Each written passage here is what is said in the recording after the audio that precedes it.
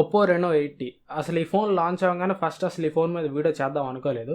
ఎందుకంటే ఈ ఫోన్లో ఉన్న స్పెక్స్కి వీళ్ళు పెట్టిన ప్రైస్ చూసిన తర్వాత నాకు ఇంట్రెస్ట్ పోయింది. అయినా కానీ ఇప్పుడు మళ్ళీ వీడియో ఎందుకు చేస్తున్నానంటే, ఒకటి కామెంట్స్లో చాలామంది ఒప్పో రెనో 80 కొనొచ్చా అని అడుగుతున్నారు. ఇంకోటి నా సర్కిల్లోనే నాకు తెలిసిన వాళ్ళలోనే ఈ ఫోన్ లాంచ్ అయ్యే ఒక వారం కాకముందే ఎవరి దగ్గర పడినా ఒప్పో రెనో 80లే. సో ఆఫ్లైన్ స్టోర్స్ వాళ్ళు అలా అంటగడుతున్నారు అన్నమాట ఈ ఫోన్ని. ఒక రకంగా చెప్పాలంటే ఈ ఒప్పో రెనో 80 ఈ రీసెంట్ టైమ్స్లో లాస్ట్ 2 జనరేషన్స్లో ఒప్పో రెనో సిరీస్లోనే లాంచ్ అయిన అతి వర్స్ట్ మొబైల్ అని చెప్పుకోవచ్చు. అది ఎందుకనేది తెలుసుకోవడానికి ఈ వీడియోని లాస్ట్ వరకు చూడండి. ఒకవేళ మీరు ఒప్పో ఫ్యాన్ బాయ్స్ అయితే ఇక్కడతో స్కిప్ చేసి మీరు వెళ్ళిపోండి. ఈ వీడియో మీకోసం కాదు.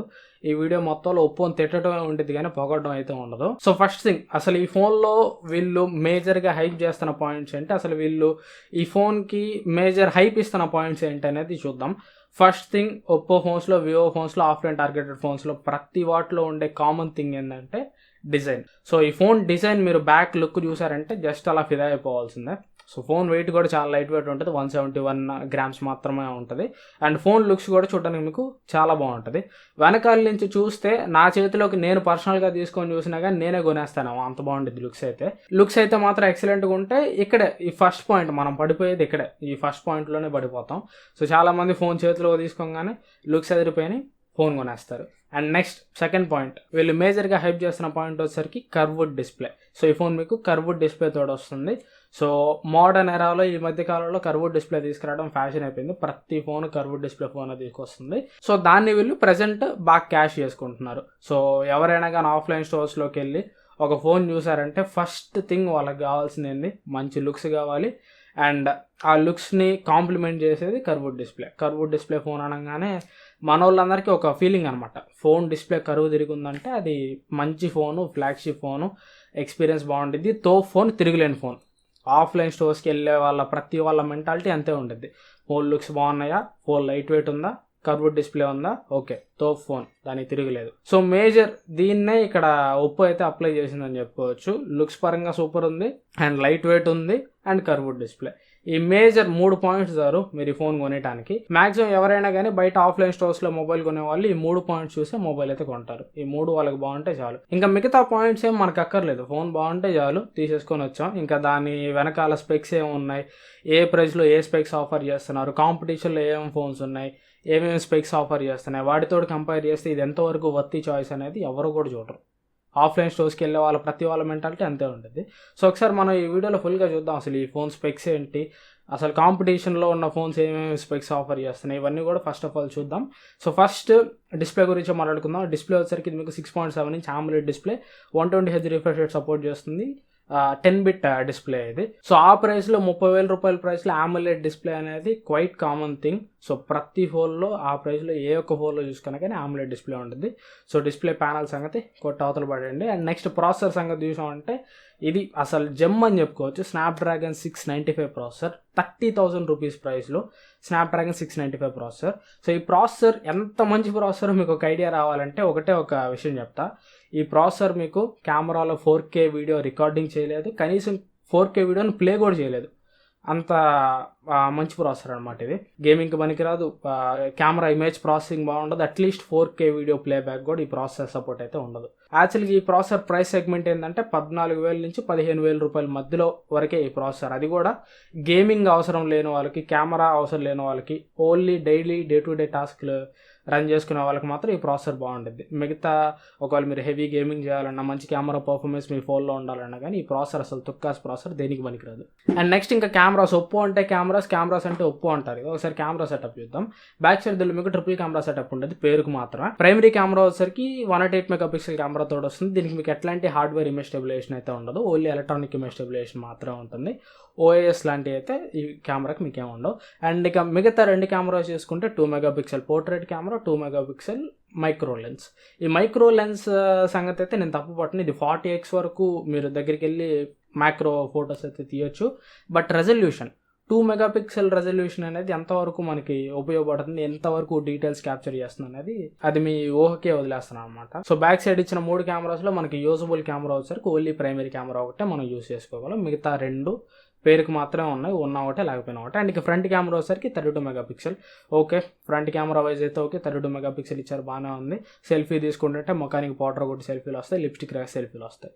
సో యాక్చువల్గా చెప్పాలంటే దీనిలో మీకు మెగాపిక్సెల్ మీరు ఎప్పుడు చూడొద్దు. ఫ్రంట్ 32 ఉంది, బ్యాక్ 108 ఉంది, తోప్ కెమెరా సెటప్ అని మీరు ఎప్పుడు అనుకోవద్దు. మెగాపిక్సెల్ ఎప్పుడు కూడా మ్యాటర్ కాదు, దానిలో ఉండే sensor matter and hardware image processing, software image processing, ఇవి 3 కూడా మేజర్ రోల్ పాటిస్తాయి అనమాట. వీటిలో ఫస్ట్ హార్డ్వేర్ ఇమేజ్ ప్రాసెసింగ్ గురించి మాట్లాడుకుంటే స్నాప్డ్రాగన్ 695లో ఉన్న కెమెరా హార్డ్వేర్ ఇమేజ్ ప్రాసెసింగ్ అనేది one of the worst image processing అనమాట. ఎందుకంటే అది మనం ప్రాక్టికల్గా చూసాం. ప్రాక్టికల్గా మనం మోటో ఫోన్స్లో కానీ, పోకో, రెడ్మీ ఫోన్స్లో కానీ స్నాప్డ్రాగన్ 695 ప్రాసెసర్ ఉన్న ఫోన్స్ కెమెరా డిపార్ట్మెంట్లో ఎంత చెత్తగా పర్ఫామ్ చేస్తాయి అనేది ఆల్రెడీ ఒక సంవత్సరం నుంచి మనం చూస్తూనే ఉన్నాం. సో దీంట్లో కూడా సేమ్ మ్యాటర్. అంతకుమించి దీంట్లో కూడా పెద్ద గొప్ప కెమెరా పర్ఫార్మెన్స్ అయితే మీకేం ఉండదు. బట్ ఒప్పో వాళ్ళ ఇమేజ్ ప్రాసెసింగ్ కొద్దిగా వీళ్ళు ట్వీక్ చేస్తారు. మీరు ఫొటోస్ దిగుతున్నప్పుడు ఫొటోస్ కొద్దిగా తెల్లగా వస్తాయి, మీ ముఖానికి మేకప్ కొట్టి వస్తాయి, కాబట్టి మీకు కొద్దిగా చూడడానికి కెమెరా పర్ఫార్మెన్స్ బాగున్నట్టు అనిపించింది. కాకపోతే మేజర్గా మీరు కెమెరా ఫ్లా ఎక్కడ నోటీస్ చేస్తారంటే వీడియో డిపార్ట్మెంట్లో. వీడియోలో మీకు 4K వీడియో రికార్డింగ్ ఉండదు, ఉండే 1080p 30 fps వీడియో కూడా అంత క్లారిటీగా అయితే రాదు, ఇదైతే డామ్ షూర్ పక్కా. సో ఒక రకంగా చెప్పాలంటే ఒకవేళ 30,000 రూపీస్ ప్రైస్ సెగ్మెంట్లో ఒకవేళ మీరు ఈ ఫోన్ని కెమెరా కోసం కానీ తీసుకోవాలనుకుంటే దీనికంటే 10,000 రూపాయలు ఏదైనా ఒక మంచి రియల్మీ C35 లేదంటే పోకో C3 ఇట్లాంటి 7,000 రూపాయలు 10,000 రూపాయలు మొబైల్స్ తీసుకొని దాంట్లో స్నాప్చాట్ ఫిల్టర్లతో ఫోటో తీసుకోండి, అయ్యే దీనికంటే బాగా వస్తాయి. ఓకేనా?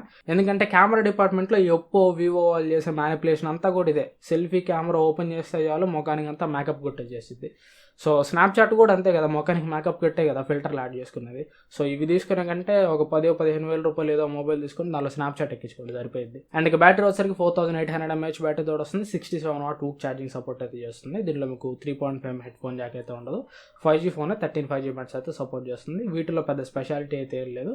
30,000 రూపాయలు ప్రతి ఫోన్లో కూడా మీకు ఈ ఫీచర్స్ అన్నీ ఉంటాయి.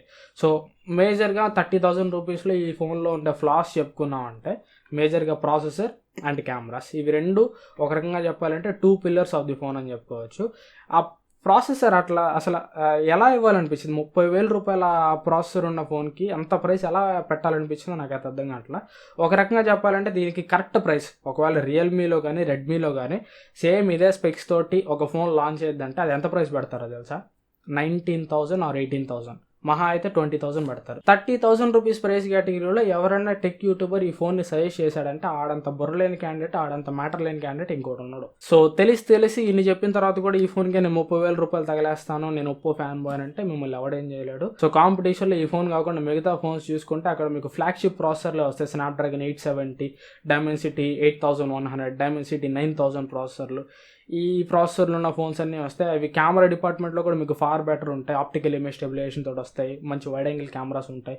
మంచి 5 మెగాపిక్సెల్ మ్యాక్రో కెమెరాస్ ఉన్న ఫోన్స్ కూడా ఆ ప్రైస్ సెగ్మెంట్లో ఉన్నాయి. సో ఓవరాల్గా దీంతో కంపేర్ చేసుకుంటే ఫార్ బెటర్ ప్యాకేజింగ్ అండ్ ఓవరాల్గా దీంతో కంపేర్ చేసుకుంటే అన్ని డిపార్ట్మెంట్లో టిక్ చేసే స్మార్ట్ ఫోన్స్ ఆ ప్రైస్ కేటగిరీలో చాలా ఉన్నాయి. 30,000 రూపాయల ప్రైస్ కేటగిరీలో మీరు ఒక మంచి పర్ఫెక్ట్ ఫోన్ తీసుకోవచ్చు. లైక్ ఐక్యూన్ నియో 6 కానీ, పోకో F4 కానీ, ఇవన్నీ కూడా 30,000 రూపీస్ ప్రైస్ కేటగిరీలో బెస్ట్ ఫోన్స్ అనమాట. ఇంకా ఫ్యూచర్లో ఫిబ్రవరి 16వ తారీఖు 30,000 నుంచి 35,000 రూపాయల ప్రైస్ కేటగిరీలో ఐక్యూన్ నియో 7 లాంచ్ అవుతుంది, కొత్త ఫోన్.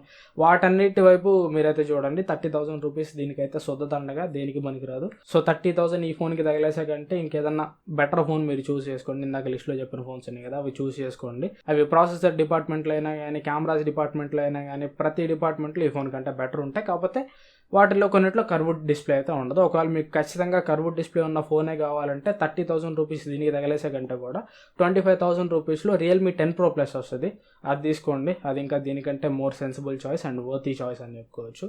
ఇది ఓవరాల్గా నా వీడియో అయితే. ఈ వీడియో మీకు ఎంతో కొంత ఇన్ఫర్మేటివ్ అయింది అనుకుంటున్నాను. ఈ వీడియో మీరు నచ్చితే ఖచ్చితంగా లైక్ చేయండి. మీ ఫ్రెండ్స్ అండ్ ఫ్యామిలీతో కూడా ఇట్లాంటి వీడియోస్ షేర్ చేయండి. కొంతమందికి ఎడ్యుకేషన్ అయితే కల్పించండి. చాలామంది ఈ ఫోన్ బయటికి వెళ్ళి ఆఫ్లైన్ స్టోర్స్లో విచ్చలవిడిగా కొంటా ఉన్నారు. వాళ్ళందరికీ ఈ వీడియో అయితే షేర్ చేయండి, వాళ్ళకి ఈ వీడియో అయితే హెల్ప్ అవ్వచ్చు. ఇంకా ఛానల్ సబ్స్క్రైబ్ చేసుకోలేదంటే ఇట్లాంటి జెన్యూన్ కంటెంట్ కోసం సబ్స్క్రైబ్ చేసుకొని పక్కన ఉన్న బెల్ ఐకాన్ కూడా యాక్టివేట్ చేసుకోండి. Thanks for watching. మళ్ళీ నెక్స్ట్ వీడియోలో కలుస్తాను. Bye bye.